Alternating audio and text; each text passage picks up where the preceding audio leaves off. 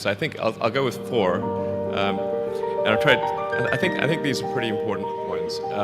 Some of them are going to sound like, well, you've heard it before, but it's worth re-emphasizing. I think the first is you need to work. Depending upon how well you want to do, and particularly if you're starting a company, you need to work super hard. So what does super hard mean?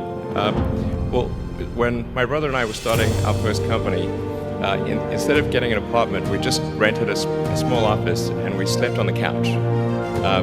And we showered at the YMCA, and we're so hot up we had just one computer. So the website was up during the day, and I was coding at night, 7 days a week, all the time.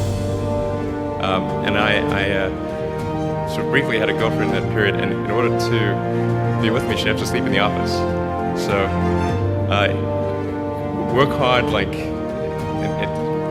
every waking hour. That's the thing I would say particularly if you're starting a company. And I mean, if you do simple math, you say like, okay, if somebody else is working 50 hours and you're working 100, you'll get twice as much done in the course of a year as the other company. The other thing I'd say is that if you're creating a company or if you're joining a company, the most important thing is to attract great people. So either join a group that's amazing, that you really respect, or if you're building a company, you've got to gather great people. I mean, all a company is a group of people that have gathered together to create a product or service. And so depending upon how talented and hardworking that group is, and the degree to which they're focused cohesively in a good direction, that will determine the success of the company. So do everything you can to gather great people if you're creating a company.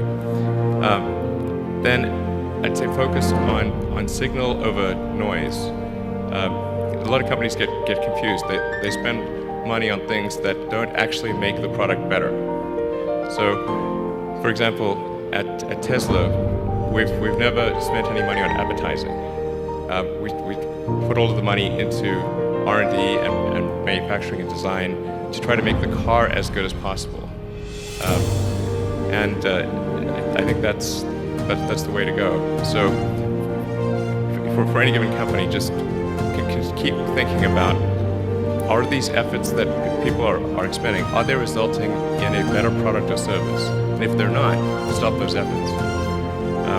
And then the final thing is to sort of don't just follow the trend. So you may have heard me say that it's good to think in terms of the physics approach or first principles, which is, rather than reasoning by analogy, you boil things down to the most fundamental truths you can imagine, and you reason up from there.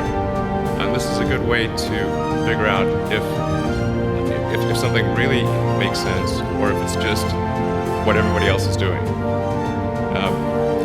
It's hard to think that way. You can't think that way about everything. It takes a lot of effort. But if you're trying to do something new, it's the best way to think. And that framework was developed by physicists to figure out counterintuitive things, like quantum mechanics. So it's really a powerful method. Anyway, so that's, and then I think that the final thing I would encourage you to do is, now is the time to take risk. You don't have, you don't have kids. As you get older, your obligations increase. So and once you have a family, you start taking risk not just for yourself but for your family as well. It gets much harder to do things that might not work out. So now is the time to do that before you have those obligations. So I would encourage you to take risks now. Do something bold. You won't regret it. Thank you.